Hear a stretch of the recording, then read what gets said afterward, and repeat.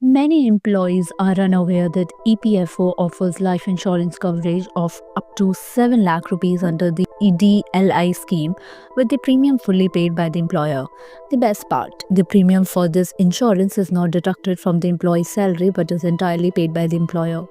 What is EDLI scheme? The EDLI scheme provides life insurance coverage to organized sector employees who are covered under the Employees Provident Funds and Miscellaneous Provisions Act 1952.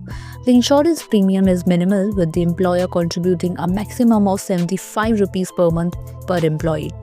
Who is eligible for the 7 lakh rupees insurance? All EPF members are entitled to this insurance without additional contributions. The employer pays the premium, which is 0.5% of the employee's basic monthly salary. How is the insurance amount determined? If an EPF member passes away during their service period, their legal heir or nominee is entitled to claim the insurance amount. The insurance payout is based on the last 12 months' average salary. The minimum coverage amount is 2.5 lakh rupees, while the maximum benefit is 7 lakh rupees.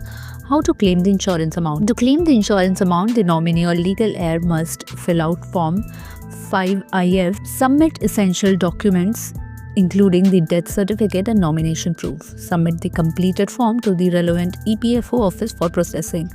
Recent increase in EDLI coverage. In April 2024, the CBT revised the EDLI insurance amount to a minimum of 2.5 lakh rupees and a maximum of 7 lakh rupees, up from the previous maximum of 7 lakh rupees. The EDLI scheme is a crucial financial safeguard for employees and their families. Since the premium is employer paid, employees must ensure that their EPF accounts are active and updated with correct nominee details.